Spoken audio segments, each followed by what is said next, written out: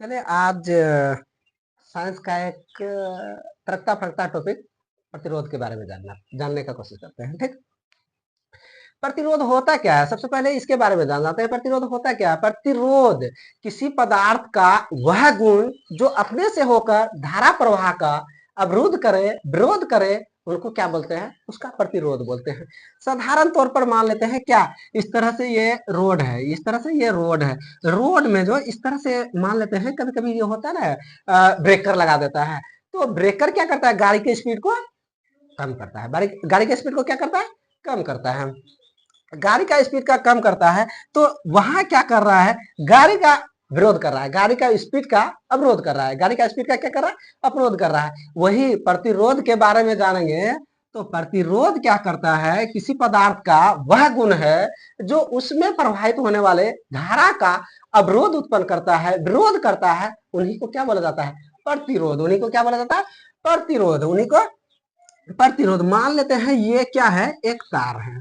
प्रतिरोध के बारे में जानेंगे। प्रतिरोध किन किन चीजों पर डिपेंड करता है, किन किन वजह से प्रतिरोध में डिफरेंस आता है, इनके बारे में भी जानेंगे। प्रतिरोध तो एक, ठीक है, जानते हैं। प्रतिरोध तो एक पहला क्या है? पदार्थ की प्रकृति पर निर्भर करता है। पदार्थ की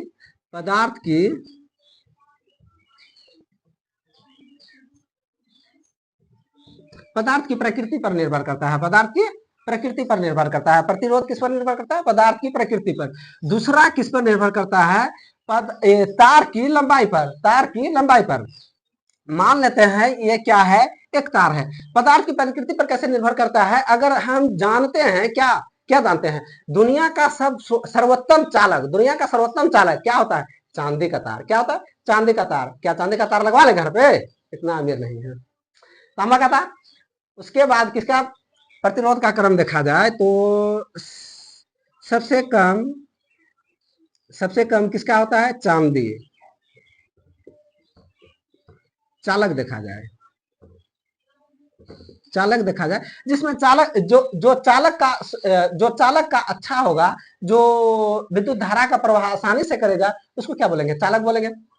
तो जो जिसमें धारा का प्रवाह आसानी से होगा उसको सर्वोत्तम चालक बोलेंगे। धारा आसानी से प्रवाह मतलब वह चालक का सर्वोत्तम अच्छा है, चालक का बढ़िया है, चालक सर्वोत्तम है। ठीक, सबसे अच्छा विद्युत का चालक किसमें होता है?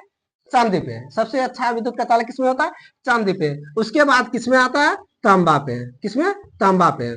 उसके बाद किसमें आता है? एल्यूमिनियम पे। किसमें? एल्यूमिनियम पे। एल्यूमिनियम पे। चांदी, तांबा, एल्यूमिनियम। चांदी का यूज नहीं कर सकते हैं घरों पे, क्यों? क्योंकि ज्यादा महंगा आता है। तांबा ये भी थोड़ा महंगा आता है, लेकिन एल्यूमिनियम का प्रयोग करते हैं। आप जाइए दुकानदारों से बोलिए भैया हमको एल्यूमिनियम का तार ले, फट से निकाल के देगा। ठीक ना? तो पदार्थ की प्रकृति, ये चांदी का था तो इसमें धारा का प्रवाह तेजी से हो रहा था, प्रतिरोध कम था। धारा का प्रवाह तेजी से हो रहा था तो प्रतिरोध कम था। उसके बाद तांबा में आए, इसमें भी धारा का प्रवाह तेजी से हो रहा था, तो क्या हुआ? प्रतिरोध कम था। प्रतिरोध कम था। अब एल्यूमिनियम में आए तो इसमें थोड़ा सा धारा का प्रवाह कम हो रहा है, तो प्रतिरोध क्या होगा? इसके तुलना में इसमें प्रतिरोध अधिक होगा। इसके तुलना में इसमें प्रतिरोध अधिक होगा। ठीक, तो पदार्थ की प्रकृति में भी निर्भर करता है प्रतिरोध। पदार्थ की प्रकृति में भी निर्भर करता है। दूसरा क्या करता है कि अगर देखा जाए तो तार की लंबाई में भी प्रतिरोध डिपेंड करता है। प्रतिरोध को आर से डिनोट करते हैं। आर समानुपाती होता है एल का। आर समानुपाती होता है एल का। आर समानुपाती होता है एल का। मान लेते हैं ये क्या है? एक तार है। मान लेते हैं ये क्या है? एक कार है। ये क्या है? एक कार है। ये एक तार है। इसमें अगर प्रतिरोध देखा जाए, प्रतिरोध एल है, प्रतिरोध इसमें एल है, तो इसमें अगर ये तार को जोड़ दिया जाए और एक तार को जोड़ दिया जाए तो इसमें प्रतिरोध क्या हो जाएगा? 2L। इसमें प्रतिरोध L, इसकी लंबाई L है, इसकी लंबाई L है। तो अब यहां से इतना बड़ा ही तार जोड़ दिए हैं तो इसका लंबाई क्या हो जाएगा? 2L। L 2L हो जाएगा। तो इसका प्रतिरोध भी क्या हो जाएगा? 2R। प्रतिरोध भी क्या हो जाएगा? 2R। यानी एक बात समझ में आ रहा है। क्या समझ में आ रहा है? तार की लंबाई बढ़ाएंगे तो प्रतिरोध का मान भी क्या होगा? बढ़ेगा। तार की लंबाई बढ़ाएंगे तो प्रतिरोध का मान भी बढ़ेगा। और दूसरा किसमें डिपेंड करता है? प्रतिरोध समानुपाती होता है किसका? लंबाई का। प्रतिरोध समानुपाती होता है किसका?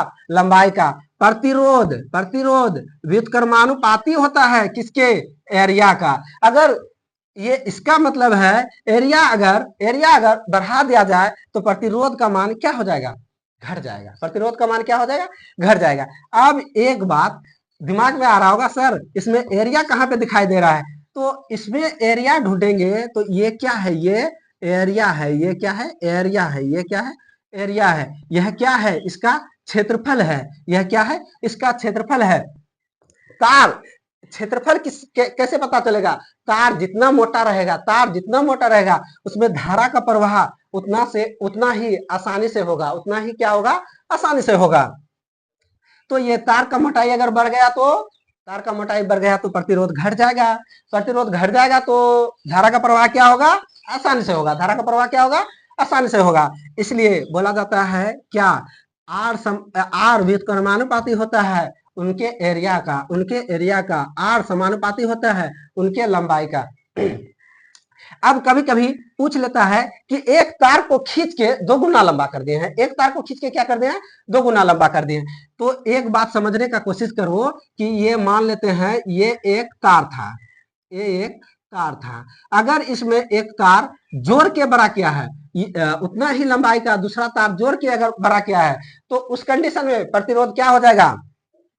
अगर पहले आर था तो अब क्या हो जाएगा? 2R हो जाएगा। प्रतिरोध क्या हो जाएगा? 2R हो जाएगा। मान लेते हैं इसमें 5 ओम का प्रतिरोध था पहले, तो अब इसमें भी 5 ओम का प्रतिरोध हो गया, तो 10 ओम का प्रतिरोध हो गया। प्रतिरोध का सही मात्रक ओम होता है।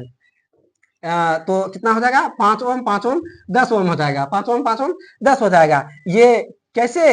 ये पहले इतना बड़ा तार था, अब उतना ही बड़ा तार लाके जोड़ दिए हैं। तो